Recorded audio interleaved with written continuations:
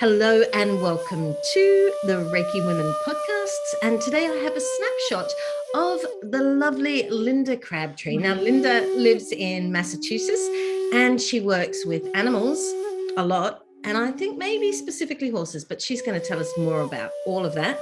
And she has a business called Circle of Peace. And today she'd like to tell us a little bit about what drew her to the system of Reiki. So, Linda, what did draw you to the system of Reiki? Thank you, Bronwen. It's an honor to be here with you. I appreciate it. Well, there's a couple of things.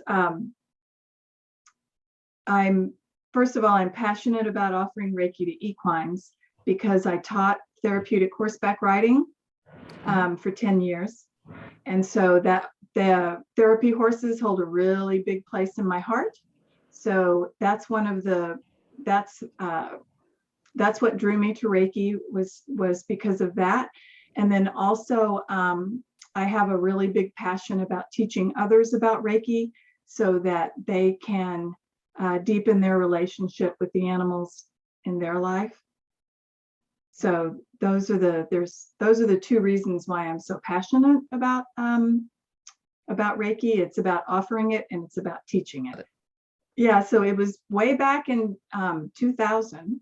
Yeah. So I was volunteering at a therapeutic riding center and I was working in the corporate world. And the barn owner said, why don't you become a therapeutic riding instructor? And I was thinking, okay, well, I love horses and I love helping people because I volunteered, growing up and stuff. So I was like, well, that's a no-brainer. I will switch careers and I will become a therapeutic riding instructor. So I had to start my learning process, right? So as part of that, I went to a regional conference in Maine, and this would have been in 2001. And I went there to learn more about it's now called equine assisted services. So I wanted to learn more about that industry and to meet people, right? Because it's the beginning of my teachings. And they had human Reiki going on in one of the rooms. And I knew about Reiki because a friend of mine is a Reiki practitioner, and she'd actually given me Reiki on my finger a couple of times. So I participated in that. And then we were hanging outside, and there were a lot of people milling about in this big open area at the barn. And there was this horse just standing there, like totally calm, head down, eyes soft, hind leg cocked. And there was a woman standing next to this horse with her hands on the horse's shoulder. And I remember thinking in my mind, wow, whatever that woman is doing with that horse, I want to be able to offer that to horses. And so I asked the woman standing next to me, I said, what is that woman doing? And she, doing, and she said, Reiki. And I'm like, okay. So in the next few months, I took a level 1, I was continuing my therapeutic riding teachings, and I took a level 1 class. And so I started offering Reiki, to my own animals here at home and to the horses where I volunteered, right? And then, fast forward 3 or 4 years later, I'm still a therapeutic riding instructor. I took my level 2, and then I got my very own horse at age 40. And we had different ideas on what we wanted from each other. I wanted a horse in my pocket, lovey-dovey, and he was a real workhorse. So, but he taught me about, he took me out on trail rides, so he was my teacher. We didn't have much of a connection though, other than that. And then after a couple of years, he started to become lame after our rides and his left knee hurt. So instead of riding, I was like, well, how can I help him? And I was like, oh yeah, I can offer him Reiki, right? So I started offering him Reiki, and he was able to settle in that space with me. And that's where we connected. that's where our relationship deepened. That's where we became closer, was during that quiet time where he was relaxing and healing, and we were just being with each other and not doing anything. So that's when it came to me where I said to myself, okay, now I want to become a Reiki teacher, because if I can help others to find a relationship or deepen a relationship with their animal like I have with my horse, then I want to be able to offer that. So then I took my level 3 Reiki training and teacher training, and started my own business in 2007. And then 3 years later, I retired from being a therapeutic riding instructor because I wanted to focus on the equines. So now my focus is with equines in the equine assisted services. So back in 2010, I started attending regional conferences and national conferences and state meetings to bring out the awareness of Reiki. Because, you know, with animals, it hasn't been out there that long. And so I was going to these different meetings and conferences and talking about Reiki and informing people about Reiki and its benefits and demonstrating with the equines. And so I did that for years and years. And now I continue to offer Reiki to the therapy horses, and I offer my services at a discount. And then when I teach Reiki at Therapeutic at equine assisted services centers, then I offer the staff and volunteers discounts for the classes.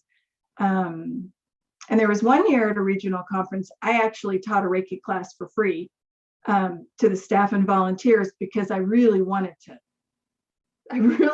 them to like get involved with the Reiki. And one of them is still my student.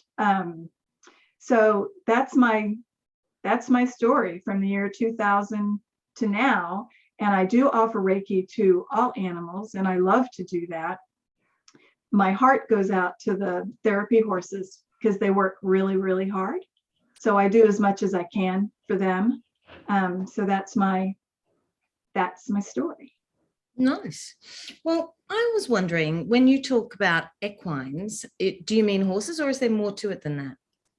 Well, with equines, you've got donkeys and you've got mules. So I go back and forth, because some therapy centers do have donkeys, and they do have, you know, so I don't want to exclude them. So I kind of go back and forth between equines and horses. Yeah, absolutely. And do you feel then that since you started, and I'm sure there's a yes to this, but there's probably a bit more too, but that since you started to what's happening today in that world of therapy horses and even just in horse riding, for example, that people are more aware of the system of Reiki and the benefits of it? Absolutely. And they're also more aware of the well-being of the equine in general, right, over the years. So about their care and their, you know, mental, emotional, spiritual, physical state. So Reiki is absolutely one of those modalities that people are more aware of and helping their horses with. Absolutely. Yeah.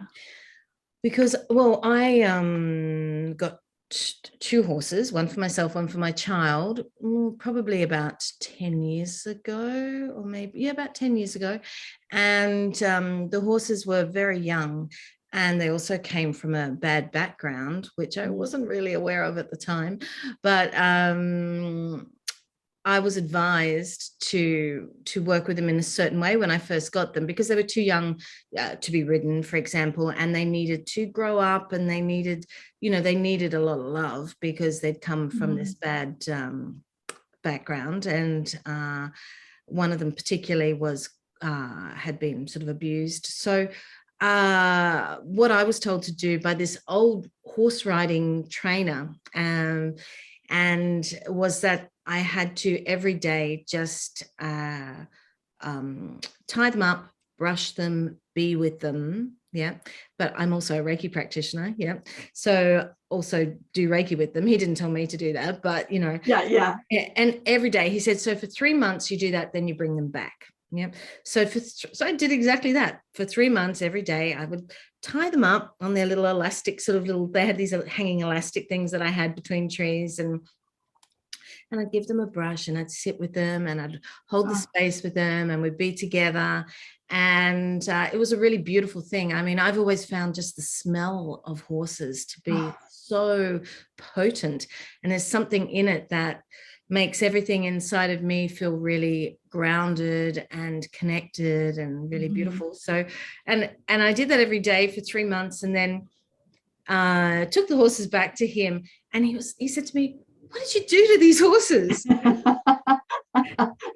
He's like, this is amazing. They are just so, connected and wanting to be with us, and, moving through their issues that they'd had so quickly.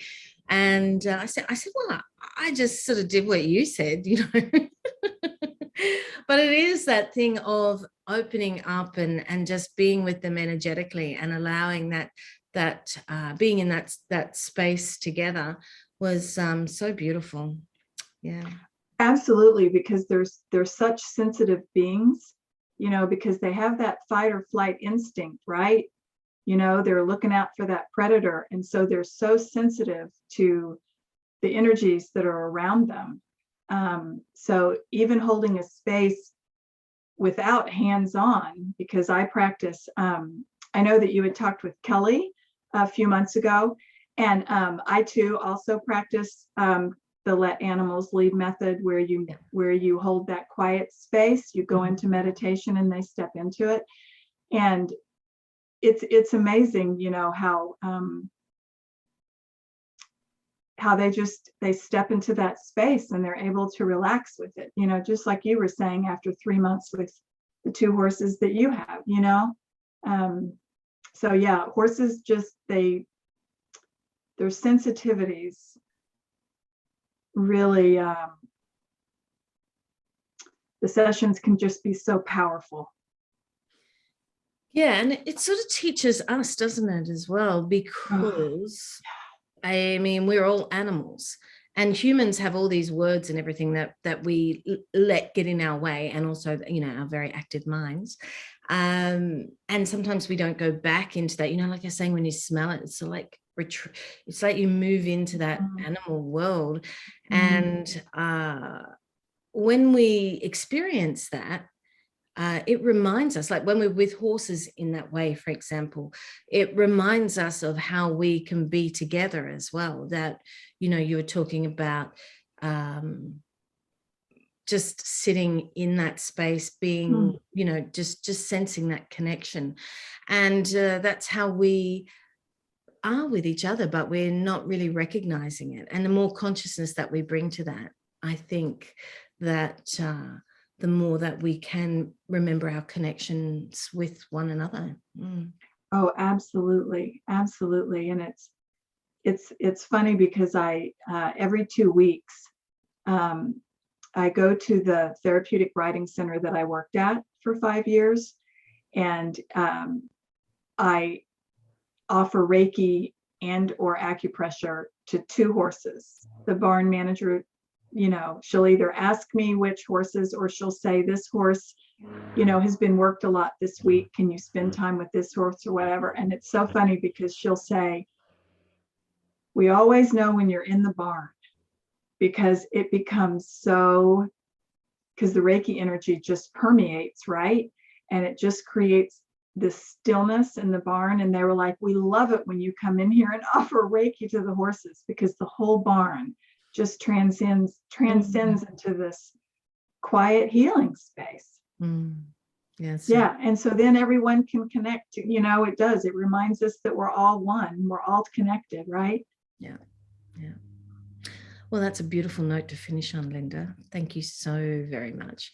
Thank you. I really appreciate having a chat with you, especially about horses. Yes. No. Thank you. Thank you. It's been an honor. Well, thank you. And a big kiss your way. Mwah. Bye. Thank you.